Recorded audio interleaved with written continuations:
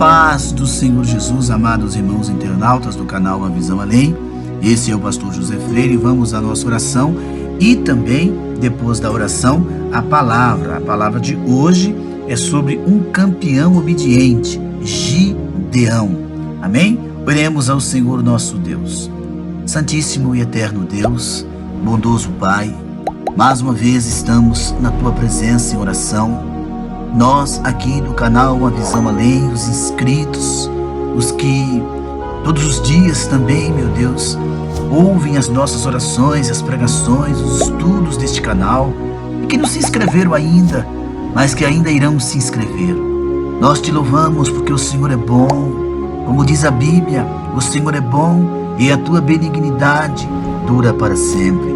Como diz o Salmo 23, o Senhor é o meu pastor e nada me faltará, e deitar-me faz em verdes pastos. Nós te louvamos, porque até aqui, papai, temos vencido as lutas, porque o Senhor é conosco. Estamos de pé, porque o Senhor é conosco. Temos vencido as batalhas, o desânimo, porque o Senhor é conosco. Vivemos um período, meu Deus, da história, meio que sombrio. É um período, meu Pai, de apostasia. Estamos enfrentando o que chamamos da era de Laodiceia, a igreja morna. Eu sei que todos esses acontecimentos apontam para o tempo do fim, apontam para a vinda gloriosa do Rei Jesus. O mundo caminha, meu Deus, para a implantação da moeda digital, o fim do dinheiro papel. Caminhamos, meu Deus, para a implantação de um governo mundial. E tudo isso que temos visto é o cumprimento da Tua palavra. Mas muitos dentro da Tua casa têm ficado desesperados.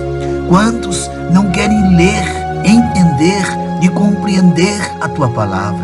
Ó Pai bendito, ó Pai santo, nesse instante em que eu oro, quantos pais estão chorando por filhos desobedientes, ingratos, e não querem ouvir os conselhos de um pai e de uma mãe cristã? Quantos casais estão sendo destruídos, meu Deus, por obras contrárias, por obras malignas? Quantos casais sendo destruídos pelo adultério, pelas brigas? São ações demoníacas, e nós sabemos que a única forma de vencer é orando, é submetendo sua vida ao Deus Jeová. Bendito Deus, purifica-nos no sangue do Teu Filho as nossas vestes, limpa-nos dos nossos pecados, pecados com os quais nós pecamos com a mente, os nossos pensamentos, nós pecamos com os nossos olhos, onde nós olhamos o que não convém, onde colocamos os nossos olhos naquilo que não lhe agrada, com os nossos ouvidos, quando emprestamos para ouvir coisas que não edificam, com os nossos lábios, quando falamos aquilo que também não edifica. Limpa-nos dos nossos erros, das nossas fraquezas. Ó Deus bondoso, eu sei que no mundo que estamos vivendo, um mundo da internet, da tecnologia, da informatização, da informação assim, Senhor, contínua, papai querido, livrai-nos das ciladas que o inimigo tem armado. Livrai-nos dos laços armados para nós, para os nossos filhos, para as esposas, para os esposos, o espírito de miséria, o espírito de batalha, de frieza, de desânimo, seja repreendido. Quantos estão enfermos, num leito de dor, em um hospital, até mesmo na sua casa, mas a cura, Senhor, para Ti nada não é nada.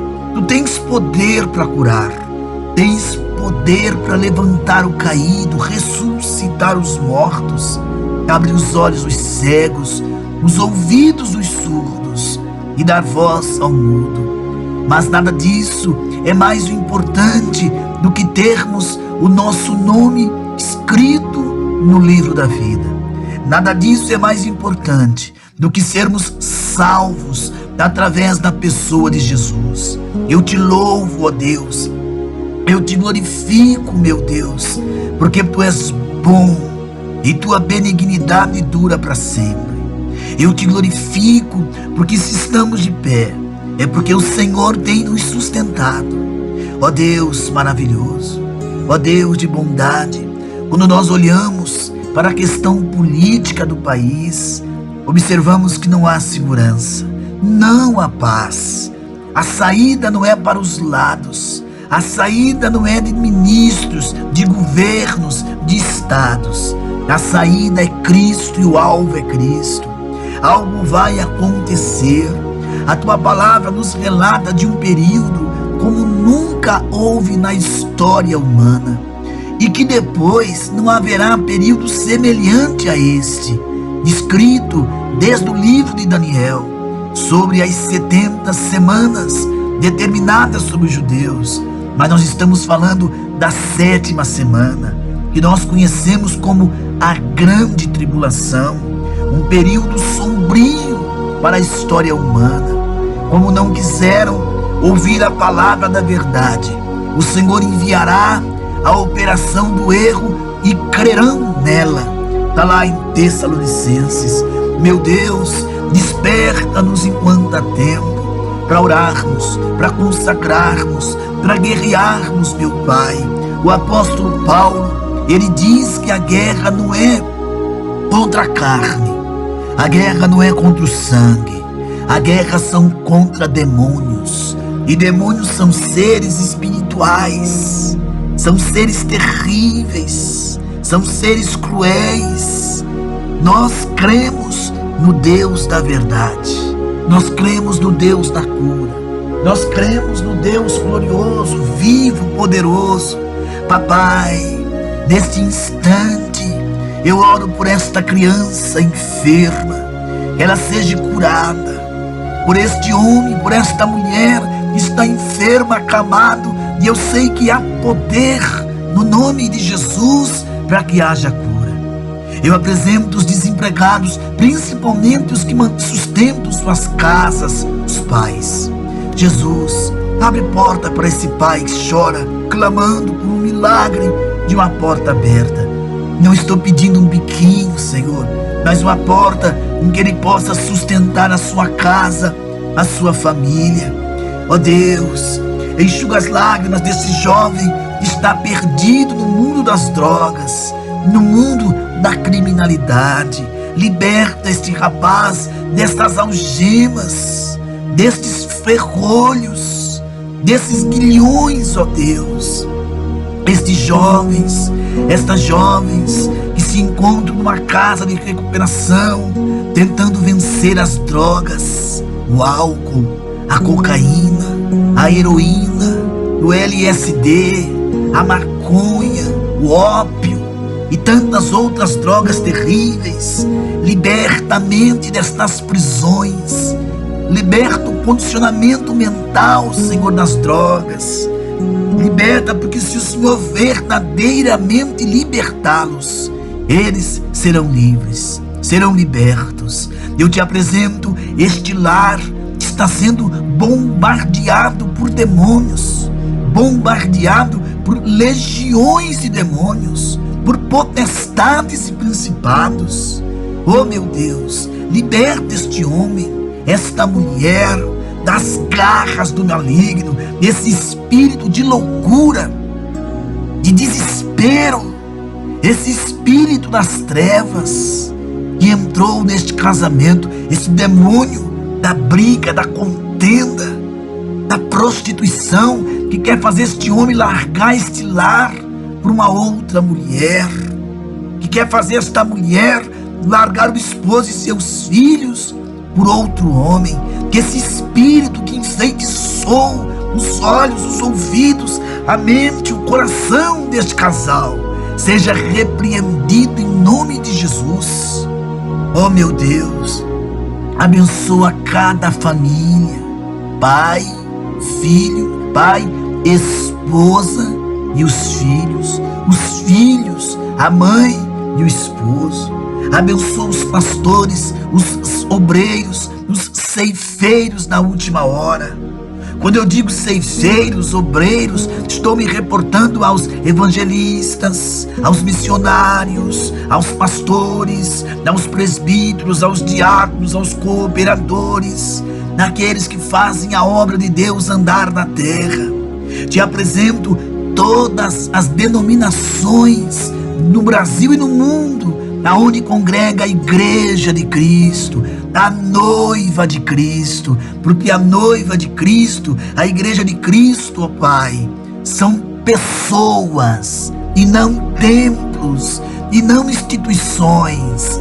Meu Santíssimo, meu bondoso Pai, te louvo, te glorifico e te enalteço, porque o Senhor tem sido sim meu socorro, bem presente na hora da angústia, na hora do desespero. Senhor, eu te apresento os presídios, eu te apresento os hospitais, os manicômios, aqueles que vivem nas ruas, nas sarjetas, aqueles que vivem nos guetos. Oh, Jesus bendito, essa pessoa que perdeu um parente, Senhor, consola o coração dessa esposa que perdeu o esposo. Lhe apresento o irmão Miguel, o irmão Paulo que está internado. Repreenda estas enfermidades em nome de Jesus. A Karen, lhe apresento o Marquinhos, o Benjamin. São vidas que têm pedido oração para nós. Irmãos do Nordeste, aqueles que pedem oração para nós do sul do nosso país, aqueles que oram conosco de Minas, do Espírito Santo, na cidade de São Paulo, na cidade do Rio de Janeiro, todas as grandes capitais, cidades grandes, cidades de médio porte e cidades pequenas do nosso Brasil, Senhor. Lhe apresento sim as nações, as tribos e línguas africanas, asiáticas, europeias, ali o Oriente Médio, a nação de Israel, o bichinho de Jacó. Cobre com as tuas mãos, levanta ceifeiros para a tua seara, meu Deus. Abençoa o nosso canal aqui, o canal Avisamos Além, que mais pessoas possam, meu Deus, se converter, que mais pessoas possam, através desse canal, ter um encontro com Deus, o encontro com a tua palavra, o encontro com o Deus da verdadeira palavra. Ó Senhor Jesus, abençoa os que são inscritos e suas famílias, os que vão se inscrever. Acrescenta mais pessoas ao nosso canal, Jesus. Nos dá direções daquilo que devemos fazer aqui, dos estudos, das palavras, para que alimente os corações dos que nos ouvem, dos que nos assistem através do canal Avisamos Além no YouTube. Oh Deus poderoso, Deus de amor, Deus de maravilha. Quem sabe tem alguém chorando, desesperado nesse instante em que oramos, pensando em tirar sua própria vida. Que esse espírito suicida seja repreendido, esse espírito de loucura, de depressão, de inquietação, seja ele repreendido em nome de Jesus, e que a paz que o Senhor Jesus dá, venha pairar sobre a mente dos homens, sobre os lares. É o que eu lhe peço neste dia, Senhor. Em o nome de Jesus, abençoai-nos e responde os nossos clamores. Em nome do Senhor Jesus, Papai Celeste. Amados irmãos e irmãs, vamos então agora à palavra do dia de hoje. Gideão, um campeão obediente. Juízes capítulo 6 e o verso 7. A história de Gideão é uma história de fé e coragem. Hebreus 11, do verso 32 ao verso 34. E devido à desobediência de Israel, estava a opressão. Juízes capítulo 6, do verso 1 ao verso 6. Aos 350 anos, entre a morte de Josué até Samuel, o profeta, Cerca de 100 anos foram passados em deslealdade, meus queridos, ao Deus vivo. Os livros de Juízes, né, e 1 Samuel apresentam 15 libertadores que os libertaram das mãos dos seus adversários. Neemias capítulo 9, verso 27. E Deus levantou Gideão, um homem valoroso. Juízes 6, do verso 11 ao verso 16. Quais são os antecedentes, né? O período dos juízes. Então vamos à letrinha A. O período de tempo da morte de Josué até a morte de Sansão. O primeiro dos juízes foi Otoniel a Samuel e durou cerca de 350 anos. Juízes capítulo 11, verso 26. Este é o período do regime teocrático, em que o próprio Deus é o rei de Israel, é quem governa Israel. 1 Samuel capítulo 8, verso 7. E qual era o cenário da época? A geração contemporânea de Josué foi corajosa, fiel e, em sua maior parte, livre da obstinação e da dúvida que havia desonrado seus pais. Juízes 2:7. Mas à medida em que cada tribo recebia sua porção de terra, eles se envolviam em estabelecer e cultivar, tornando-se egocêntricos. O que é egocêntrico? É o culto ao eu. Eu sou, eu faço, eu posso. Não, queridos, não tem eu, tem Jesus. Você está aqui vivo porque o Senhor lhe deu mais um dia de vida. Você tem saúde porque o Senhor lhe concedeu. Seu coração não para de bater porque o Senhor fez com que ele batesse hoje. Você respira o ar livre hoje porque o Senhor lhe concedeu mais um fôlego de vida. Então a gente tem que entender que nesse período, vivendo entre os idólatras, a quem eles deixaram de expulsar, porque era para entrar em Canaã e destruir aquele povo que era um povo pervertido, os israelitas copiaram o exemplo, casaram-se com eles, se contaminaram com suas abominações e idolatrias. Juízes 2, do verso 10 ao verso 13. As pessoas abandonaram a Deus e se tornaram seu próprio padrão de conduta. Juízes 17:6. Aí eu pergunto, olha para a igreja nos nossos dias e veja que caminhamos para os mesmos erros do passado, abandonando a oração, abandonando a santidade, abandonando a palavra e abandonando a fé verdadeira. Então os antigos habitantes da terra de Canaã, deixados sozinhos, reuniram forças para lutar contra Israel. E é bom lembrar aqui um ponto, que as pessoas pensam que Canaã, que foi dada, tinha que invadir e tomar a terra. Essa terra já pertencia a Abraão. E quando Israel desceu ao Egito e ficou 400 anos lá em escravidão, 430 anos de escravidão, os cananeus ocuparam a terra que Deus já tinha dado a Abraão.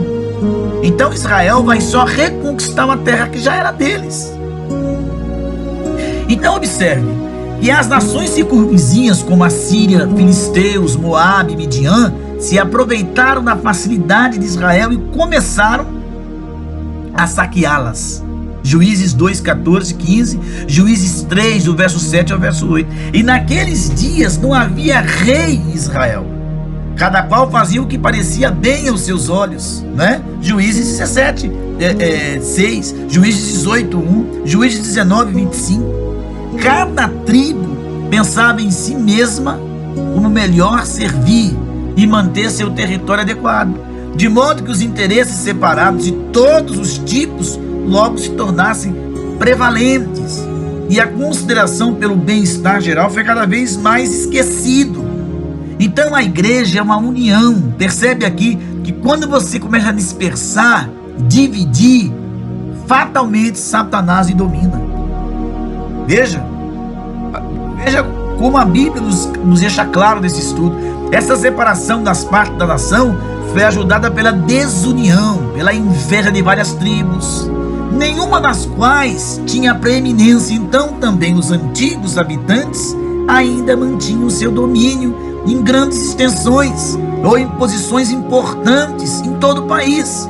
Os poderes vizinhos, meus queridos, ainda consideravam os recém-chegados como uma presa fácil para uma incursão e devastação, se não para a subjugação real. Nem Israel escapou da influência perniciosa da idolatria, tanto de Canaã quanto dos países vizinhos. Então, o livro de Juízes é uma das partes mais tristes da Bíblia, humanamente falando. Alguns o chamaram de o livro do fracasso. Nos últimos capítulos desse livro, meus queridos, precedente Josué, prevê a continuação da bênção sobre o povo de Deus na terra da sua herança. Josué 24, 19 ao 28. Mas não vai longe no relato dos juízes antes de perceber que nem tudo está bem. Por quê?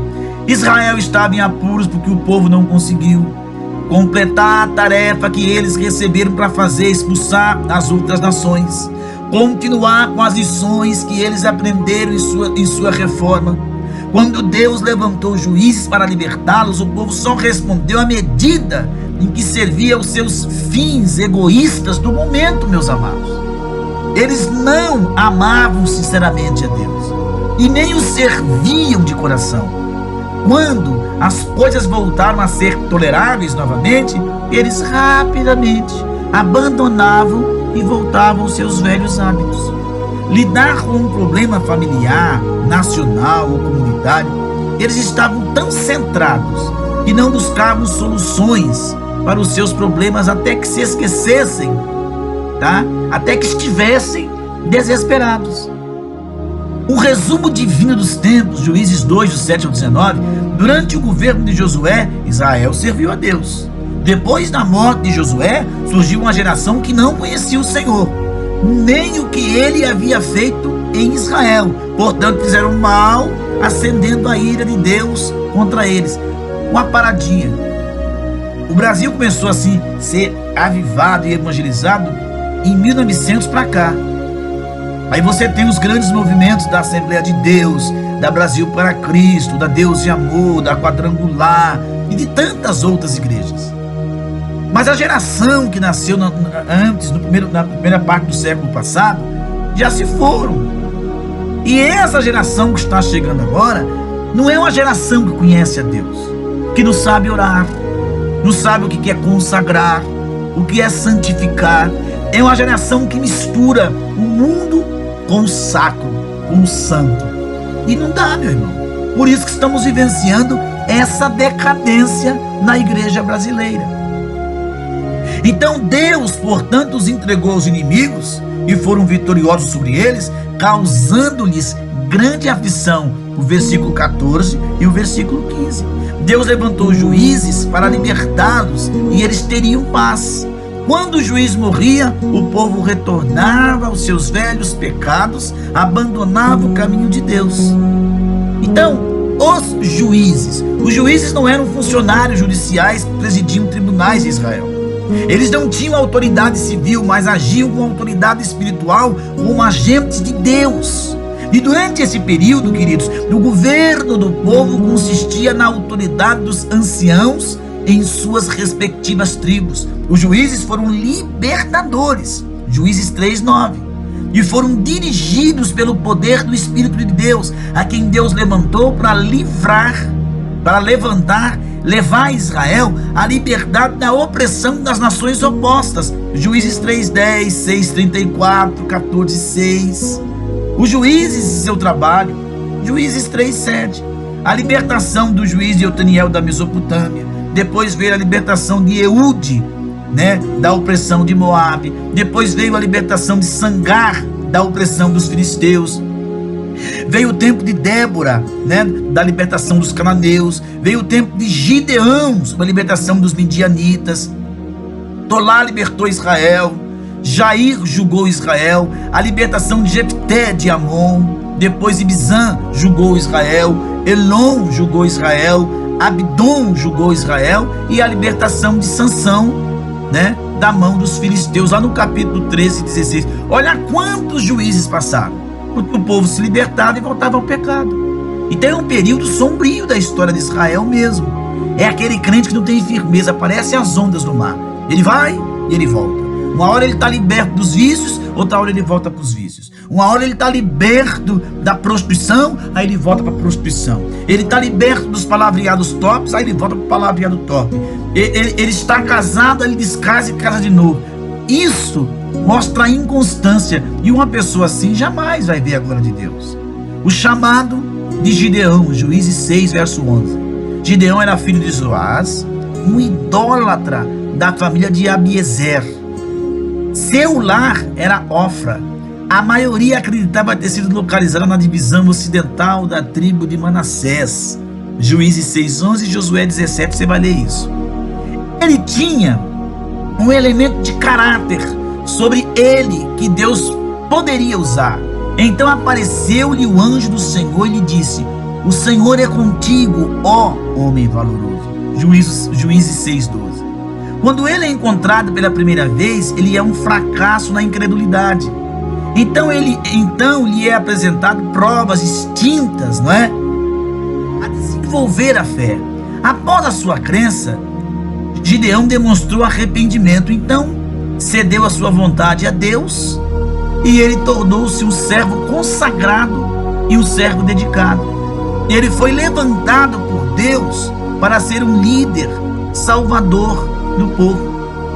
Algumas lições sobre a obediência de Gideão.